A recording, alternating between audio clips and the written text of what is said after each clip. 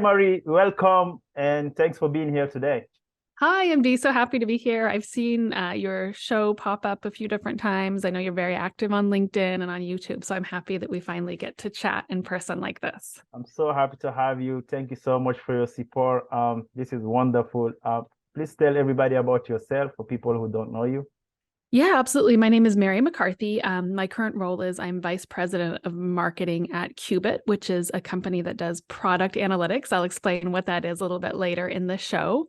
My background before getting into marketing within the tech and data world is I worked as a journalist for a long time, an international TV reporter, both in the United States and in France, and traveling to a lot of different countries. It was a terrific field to be in. But a few years ago, I did pivot into tech. I'm really open about the reasons why. It's because I needed to make more money. I'm a single parent. I live in Los Angeles. Life is expensive.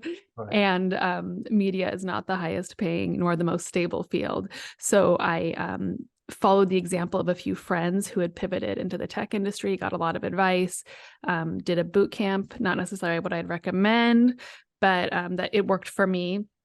And then just started looking for jobs and was able to work my way up.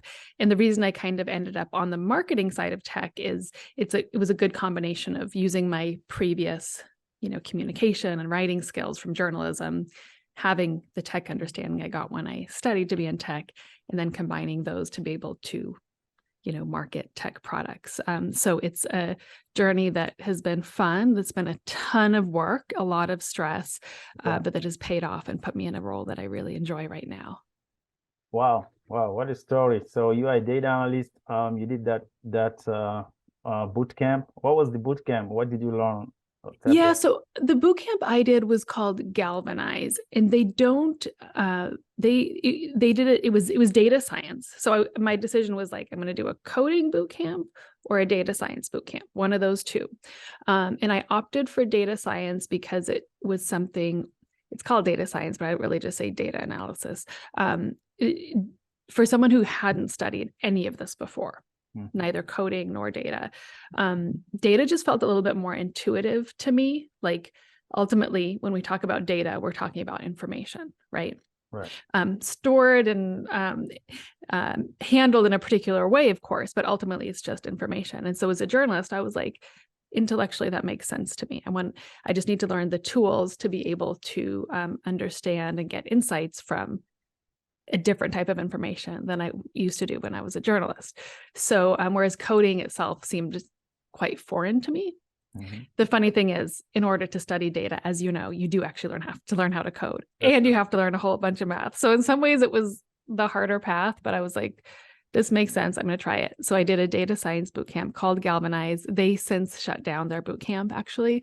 And there are a lot of data boot camps out there still. And the reason I don't necessarily recommend doing one is they're expensive. I paid $17,000. Oh, wow. Yes. And looking back, what I learned, I could have learned for between a price of $0 and maybe $500 total by doing YouTube courses, maybe some Udemy, Coursera, some Google courses for a total of about $500. But I didn't have anyone telling me that. So do your research, talk to people like the both of us, right? To get advice on what to study before writing a big check for one of those boot camps.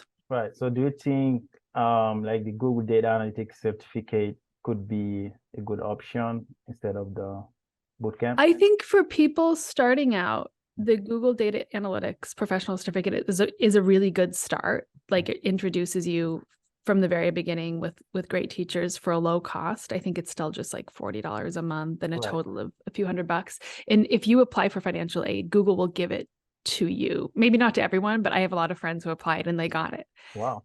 So you can actually do that for free.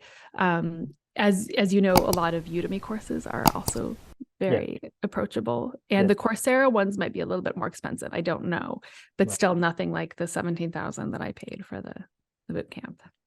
Wow. Yeah, thank you for sharing that. That's really good. That's really good. And you also have, I saw on your profile, LinkedIn Women in Data. If you want to talk a little bit about that. I would love to. So I did my boot camp a couple of years ago, and again, had friends in tech, but didn't have like contacts who were like, Mary, come work for us. You know, it's not like I was going to be handed a job. And I was 41 and I was essentially starting over in a new field, and it was scary. And the first way I sort of marketed myself to find a job, obviously, was just looking around on LinkedIn. And in that, I met some great people, including a few women who run an organization called Women in Data, who either run it or who are involved in it. And interacting with them was, I don't want to say life-changing, but just like a really positive experience for me, because they give me a lot of confidence. They treated me like an equal, whereas I was expecting to come in and be treated like a beginner. They immediately treated me as a professional equal, because they recognized that, you know, I had a lot of background prior to data. And it was just really, really refreshing and wonderful. Is what I needed at the time. They kind of gave me the confidence as I went out onto my first interviews, since became friends, and really encouraged me since then. Since they gave me encouragement, I've done my best to encourage other people who are entering the field, because data is a field that a lot of people come into a little bit later in life, and it's scary. A lot of people, I think, even if they don't talk openly about it, have the same motivations as me, which is they need more money in order to live, like a really practical thing. And, you know, that's a lot of pressure. And so any kind of help and encouragement you can get from other people is so important. And so as much as I can, I give back to people in that way, even if it's just with, you know, a kind word or passing along resumes when I can, things like that. Yeah, yes, you do. Yes, yeah. Yeah, thanks for saying that. So I wanted to show some of your LinkedIn profile, and then you're a very successful group on LinkedIn. So here, I mean, you're very successful. You have like 10K plus followers, and also you work for Kubit as the VP of marketing. If you want to talk a little bit about Kubit.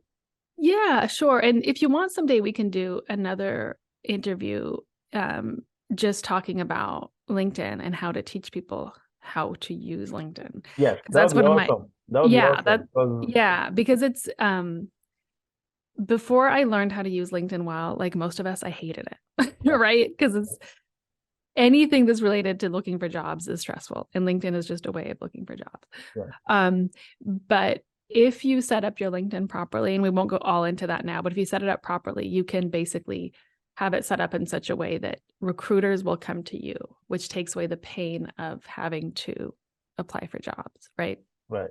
So again, when I switched into this field, that's one of the first things I learned. And I'd say that learning how to use LinkedIn effectively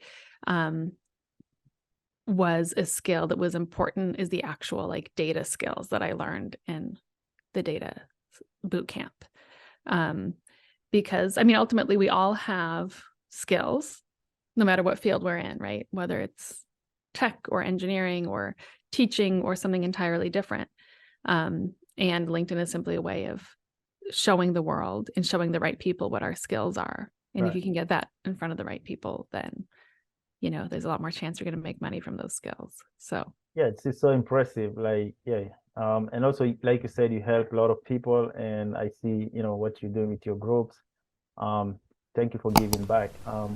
So a little bit about Kubit, your new role. yeah, so Kubit is what's called an early stage startup. So just in those formative years, there's about 26 employees right now. I'll give you the sort of 60-second story behind how it was founded. It was founded by our CEO, Alex Lee, who's an immigrant to the US from China, and he was the chief technology officer at a company called Smule. Okay. And Smule was dealing with such big data, what's called product data, which is the data that tracks how a product is used. So Smoothie is kind of a predecessor to TikTok. It was like a karaoke app, music, video and karaoke app. So they were dealing with so much big data that the existing platforms just didn't work, the existing technology.